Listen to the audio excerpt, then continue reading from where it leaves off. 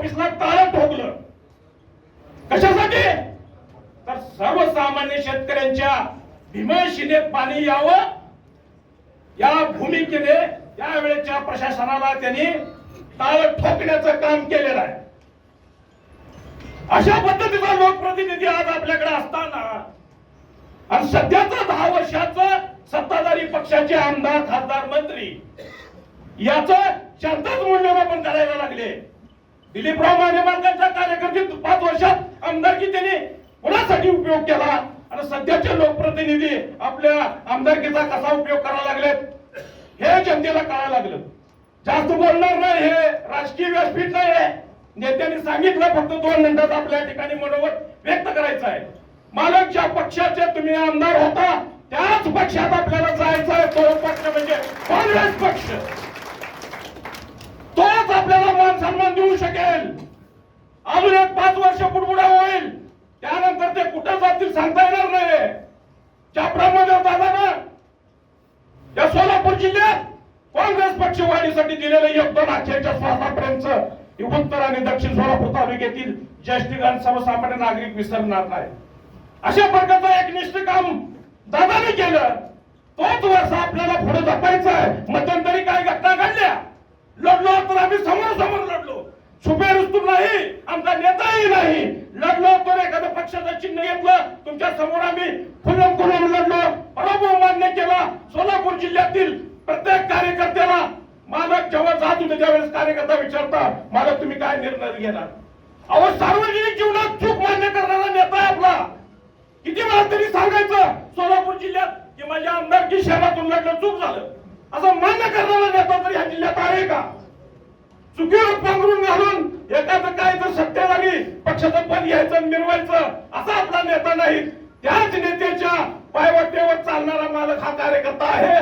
फार स्वाभिमानी कार्यकर्ता आहे. काल संध्याकाळी आपला मीटिंग संदर्भाचा आम्हाला जो काही मेसेज आला, तो मेसेज आम्ही स्टेटसवर ठेवल्यानंतर उस्मानाबाद, बीड या जिल्ह्यातील असणाऱ्या कार्यकर्त्यांना सुद्धा तुमच्या भूमिकेबद्दल कुतूहल आहे. मालक, तुमचा नेता काय निर्णय घेणार आहे या बाबतीत तिथले कार्यकर्ते मला विचारत होते. माझी शेती संदर्भात काय तर जोडलेले मित्रगण असतील, म्हणून या कार्यकर्त्यांच्या भावनांचा आपण विचार करावा.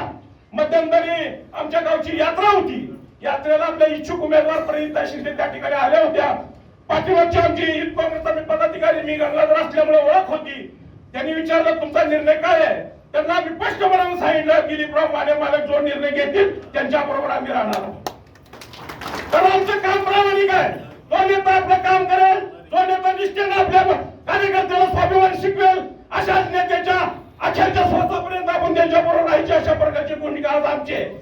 ही माझीच भूमिका नाहीये, सर्वसामान्य कार्यकर्त्याचे. सकाळी एका कार्यकर्त्याला मी फोन केला की मालकांची राजकीय दिशा ठरणारा आपण जायचंय. तो कार्यकर्ता या ठिकाणी वडापूरगावचा उपसरपंच मोहन चव्हाण या ठिकाणी उपस्थित आहे.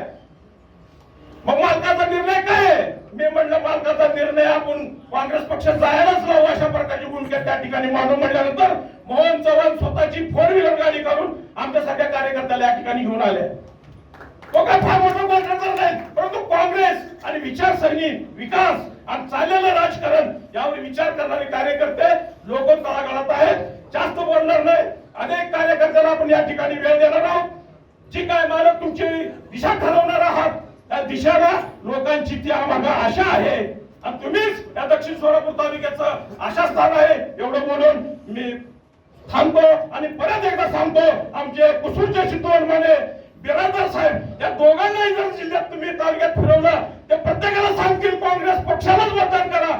एवढी कट्टर कार्यकर्ते आहेत. सिद्धाराम मोरवाने आमचे संचालक माजी बिरादर साहेब, कुठेही जावा तुम्ही, काँग्रेस पक्षाशिवाय बोलत नाहीत. आमच्या भावनांचा मालक आपण विचार करावा आणि आपण काँग्रेस पक्षात प्रवेश करावा. हे माझं वैयक्तिक गावाच्या कार्यकर्त्याच्या वतीने मत मांडून मी माझं 2 शब्द संपवतो. जय हिंद, जय महाराष्ट्र. देश विदेशातील प्रत्येक घडामोडींचे लाईव्ह अपडेट मिळवण्यासाठी आता साम टीव्हीच्या सर्व सोशल मीडिया प्लॅटफॉर्मला लाईक, फॉलो आणि सबस्क्राईब करा. तसंच सर्व नोटिफिकेशनसाठी बेल आयकॉन प्रेस करायला विसरू नका.